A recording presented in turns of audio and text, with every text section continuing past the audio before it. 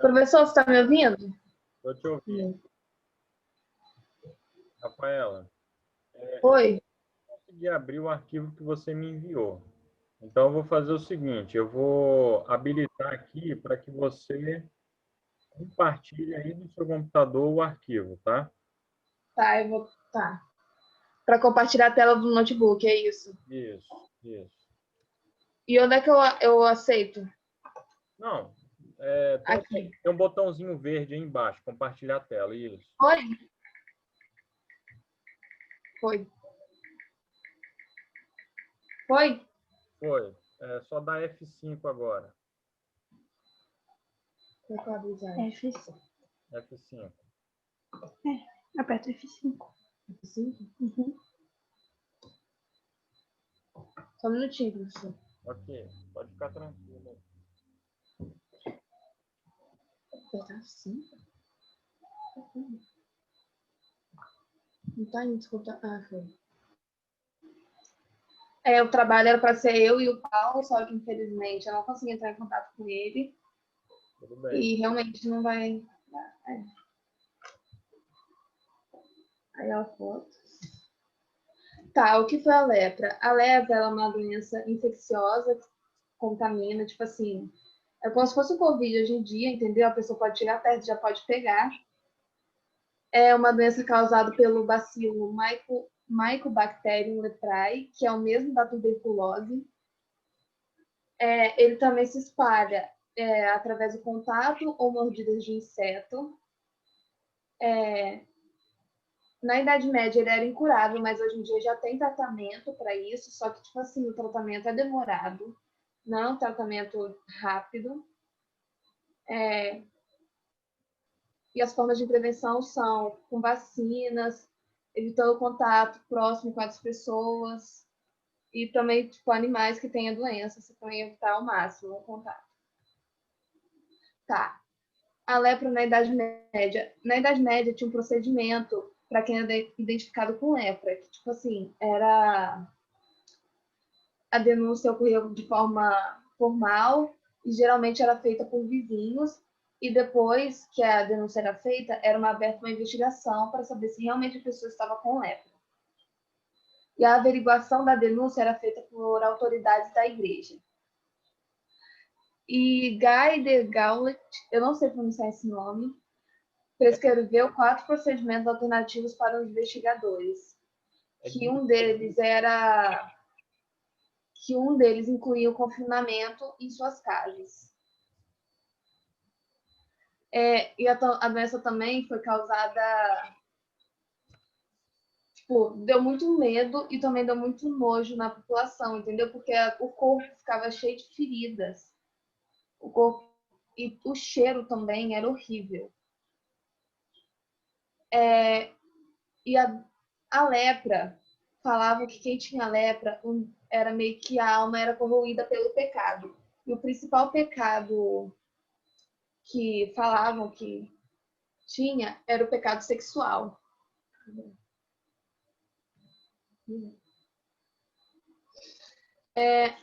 A lepra não tinha diferença entre classe, então, tipo assim, ela poderia pegar qualquer um, quanto os de mais alta escala aos de mais baixa.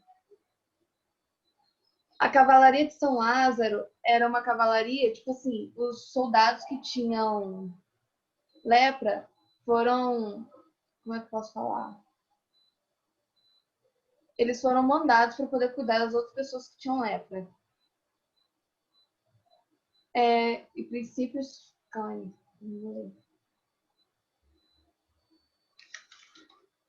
tá.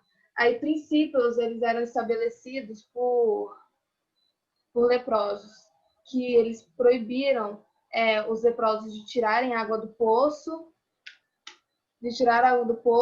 evitar, tipo, abrir a boca muito, entendeu? E é isso. E o terceiro concílio de Latrão era dirigido pelo Papa Alexandre III, que ao invés de introduzir o processo de segurança, ele autorizou o fornecimento de capelas especiais para os leprosos. Na Idade Média também tinha a exigência de roupas distintivas para poder diferenciar os leprosos. Tipo, em alguns lugares eles deveriam se vestir de branco e em outros eles deveriam usar uma peça vermelha. E também tinha que usar um guizo na mão para poder, ou um sino, para poder, para poder meio que avisar que eles estavam chegando por perto. Também tinha uma cerimônia formal de confinamento, que eles eram declarados mortos para o mundo. Aí eles iam para a igreja, se confessavam para o padre. Aí nisso que eles se confessavam, o padre mandava eles se ajoelharem num tapete preto, apoiados. E nisso, o padre terminava de fazer a missa e jogava areia ou no pé ou perto da cabeça deles. E aí eles eram declarados mortos. O rei Eduardo III também emitiu ordens proibindo a entrada de leprosos em Londres. E a partir de 1321 espalhou-se pela França o boato de que os leprosos estavam envenenando poços. Esse boato, tipo assim, os leprosos, eles meio que fizeram uma conspiração que eles, tipo assim, eles meio que se sentiam excluídos pela sociedade e queriam que outras pessoas que fossem saudáveis tivessem a doença. Aí no século, em 1322, o rei Carlos ordenou que todos os leprosos sobreviventes fossem aprisionados permanentemente. E eles chegaram a confessar, falando que realmente existia uma conspiração sobre o negócio dos poços. E no século XVII, a doença já não estava mais, não era mais existente na Europa Ocidental. Ô, Rafa, É isso. Oi. deixa eu perguntar algumas coisas. Pode voltar no slide anterior? Isso. Anterior? Isso. Esse? Isso. Deixa aí um pouquinho. Algumas questões importantes, né, para a gente refletir aí. Primeiro, as restrições em relação aos leprosos. Eles não podiam entrar nas cidades, eles não podiam fazer uso de bordéis, entre outras restrições. É claro que isso variava também de país para país e variou ao longo do tempo, mas, de modo geral, eles eram segregados, eles eram separados do restante da população, até para evitar a disseminação da lepra, né? Para evitar que ela se espalhasse. Agora, essas proibições eram respeitadas ou os leprosos acabavam entrando nas cidades, acabavam circulando de qualquer jeito? O que você me diz? Tem alguns que às vezes acabavam circulando porque eles meio que se escondiam. O próprio fato de existirem tantas leis proibindo os leprosos de se aproximarem da cidade, de circularem, isso daí já revela a incapacidade do poder público de impedir a aproximação dos leprosos. É por isso que eles tiveram que promulgar várias leis, justamente pela dificuldade que tinham de impedir que os leprosos se aproximassem da população saudável. Certo? E era muito difícil controlá-los. Eles iam muitas vezes até as cidades para mendigar, para pedir dinheiro, para eles terem como sobreviver. Uma vez que eles viviam isolados, então eles, volta e meia, eles tinham certas dificuldades. Tá? Você falou da cerimônia formal ali, a cerimônia de confinamento. Essa cerimônia marcava a passagem, era um rito de passagem. Certo? Ele estava morto para esta vida, né? Mas para a população, mas por Deus ele continuava sempre vivo. Isso aí. Então, assim, a igreja estava sempre supervisionando esse processo, estava sempre cuidando para que o leproso realmente se afastasse. Mas e além disso, a igreja demonstrava compaixão, demonstrava misericórdia em relação ao leproso ou não? Ou era só assim, se afaste e Acabou. Para mim demonstrava, porque eles, tipo assim, eles chegaram a meio que deixar, como é que fala, capelas, e botaram também algumas pessoas da igreja para poder cuidar desses leprosos, entendeu? Então, para mim, não era só um ato de eles pegarem aqui, a gente fez a cerimônia e tchau. Havia todo um discurso de compaixão para com essas pessoas, que eram pessoas doentes, sofriam preconceito, porque a crença que predominava é de que eram pessoas pecadoras, especialmente que haviam cometido pecados de natureza sexual, como você mencionou. Mas havia um discurso de compaixão. Dizia-se o seguinte, que os leprosos partilhavam do mesmo sofrimento de Jesus Cristo. Então, eles estavam aqui na Terra experimentando aquela mesma dor, aquele mesmo sofrimento que Jesus sofreu. Certo?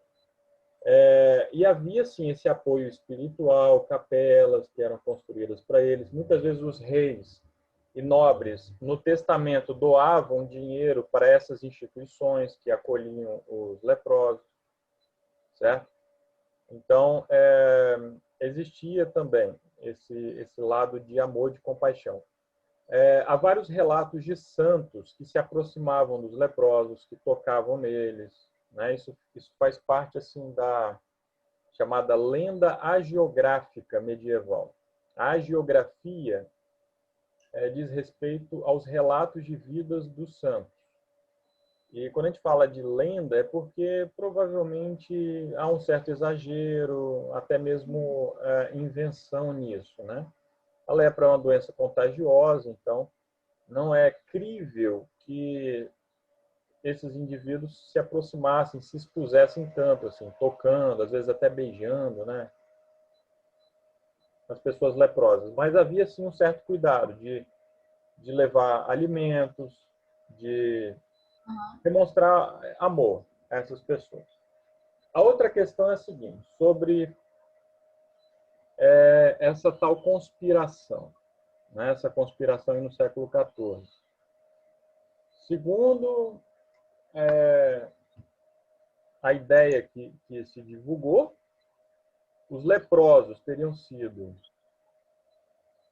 pagos, né, pelas autoridades muçulmanas para envenenar os poços, para matarem as pessoas, né? Então, ali naquela época tão tumultuada, da peste negra, tantas doenças, circularam essas histórias aí. Judeus também foram culpados de fazerem parte da conspiração. Agora, pelo que você leu, tudo leva a crer que realmente isso aconteceu ou que isso é apenas uma lenda? O que você acha? Olha, eu acho que, pelo que eu li, tudo lembra o que aconteceu. Pelo meu entendimento, entendeu? Porque fizeram interrogatórios aos leprosos e teve eu não lembro aonde, que ele acabou realmente falando que tinha mesmo a conspiração. Mas como que eram esses interrogatórios? Funcionava como hoje, que a pessoa assim, tem o direito a um advogado, que ela... Não, eles eram, tipo, torturados, entendeu? Torturados até falarem o que eles realmente queriam ouvir, que foi culpa deles. Exatamente, exatamente. Então, isso quer dizer que essas confissões são... Podem ter sido forçadas. Tudo indica que essas confissões não têm valor algum, não significam nada, porque o indivíduo estava sendo torturado, sofrendo dores terríveis, então ele falava aquilo que o interrogador queria ouvir, como você falou. Possivelmente, muito possivelmente, isso foi apenas uma lenda, não houve nenhuma conspiração nesse sentido, tá? Isso foi inventado porque era muito comum que na Idade Média se buscasse algum bode expiatório. Então, o que acontecia? Havia uma catástrofe, um problema familiar, uma doença. Então, era muito conveniente que as pessoas buscassem algum culpado. Esse culpado poderia ser o bruxo, nós teremos uma apresentação na próxima semana, né, os bruxos. Podia ser o bruxo, podia ser o judeu, podia ser o leproso, geralmente uma minoria, um indivíduo que já era rejeitado, um indivíduo que já sofria discriminação, certo? Então, é isso, tá? Tudo indica que não houve essa conspiração, não, certo? Ok. Bem, tem mais alguma questão, alguma pergunta? Não, só isso mesmo. Eu queria agradecer também pela oportunidade que o senhor me deu de novo e queria me desculpar também pela última aula que eu realmente não quis ligar a câmera. Eu fui grossa. Eu realmente queria me desculpar por isso, entendeu? Por nada. Saiba que vocês são todos muito especiais para a gente e eu fico feliz aí que você tenha feito sua apresentação. Vocês terão outras apresentações pela frente. Então, assim, é bom ter essa coragem, né? E ir ensaiando, né? Então, hoje, assim, entenda como um ensaio também, porque você terá outros desafios aí pela frente, tá certo? E tenho orgulho aí de você, pelo seu esforço. Tá tudo Obrigada. certo, fica com Deus aí, um bom final de semana, tá bom? Obrigada, o senhor também. Tchau. Tchau, fica com Deus.